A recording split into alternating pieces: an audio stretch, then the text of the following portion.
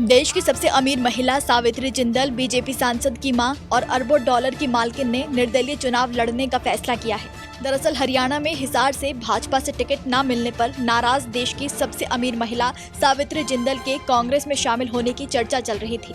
भाजपा ने हिसार से उन्हें टिकट नहीं दिया था, जिसकी वजह से उन्होंने पहले निर्दलीय लड़ने का ऐलान किया था।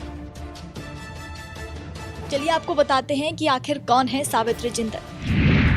फोर्ब्स के मुताबिक साल 2023 में जिंदल ग्रुप की संपत्ति 29.1 बिलियन आंकी गई थी। इस तरह से सावित्री का नाम देश में अमीर महिलाओं में सबसे ऊपर आता है।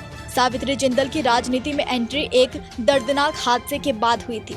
दरअसल साल 2005 में एक हेलीकॉप्टर हादसे में पूर्व मंत्री ओम प्रकाश जिंदल की मृत्यु हो गई थी। पति की मृत्यु के बाद पत्नी सावित्री जिंदल ने राजनीति में एंट्री की। उस दौरान उन्होंने हरियाणा की हिसार विधानसभा सीट पर हुए उपचुनाव में जीत दर्ज की, जिसके बाद उन्होंने साल 2009 में फिर एक बार हिसार विधानसभा सीट से जीत हासिल की। इस बीच वो कांग्रेस सरकार में नगर निकाय मंत्री भी रही। अगर सावित्री जिंदल के सियासी सफर को देखें तो 2005 में जिंदल समूह के फाउंडर और पति ओपी जिंदल की मौत के बाद वो हिसार से विधायक चुनी गई थी। साल 2006 में शहरी स्थानीय निकाय और आवास राज्य मंत्री थी। 2009 में भी वो हिसार विधानसभा से चुनाव जीती। 2013 में उन्हें हरियाणा में कैबिनेट मंत्री के रूप में नियुक्ति मिली। हालांकि साल 2014 में वो विधानसभा चुनाव हार गई। वहीं अगर सावित्री जिंदल की दौलत की बात करें तो सावित्री जिंदल भारत की सबसे अमीर महिला है। फोर्ब्स की रिपोर्ट के मुताबिक सावित्री जिंदल एकमात्र ऐसी महिला है जो कि देश के टॉप 10 अमीर लोगों की सूची में शामिल हैं। उनके पास करीब 32 मिलियन डॉलर की संपत्ति है। हालांकि जून 2024 तक जिंदल परिवार की संपत्ति 40 बिलियन डॉलर तक आंकी गई है। वहीं ब्लूमबर्ग बिलियनर्स इंडेक्स के अनुसार 28 मार्च 2024 तक सावित्री जिंदल की कुल संपत्ति 29.6 बिलियन डॉलर है, यानी लगभग 2.47 लाख करोड़ रुपए। वो दुनिया के शीर्ष अरबपतियों की सूची में 56वें स्थान पर हैं। हाल ही में बीजेपी ज्वाइन करने वाली सावित्री जिंदल के बेटे नवीन जिंदल भी पहले कांग्रेस में थे। वो 2004 से 2014 तक कांग्रेस के टिकट पर कुरुक्षेत्र से लोकसभा चुनाव जीते।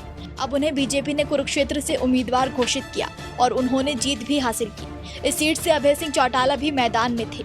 अब सावित्री जिंदल निर्दलीय मैदान में और उनका मुकाबला किस किस से है, ये भी जान लीजिए। हिसार विधानसभा सीट पर सावित्री जिंदल के सामने बीजेपी, कांग्रेस, जजपा और आम आदमी पार्टी के उम्मीदवार चुनावी मैदान में उतरे हैं। बीजेपी ने सिटिंग विधायक कमल गुप्ता को टिकट दिया है, जो लगातार 2 बार से इस सीट से जीत रहे हैं। वहीं कांग्रेस ने रामनिवास रारा पर भरोसा जताया है।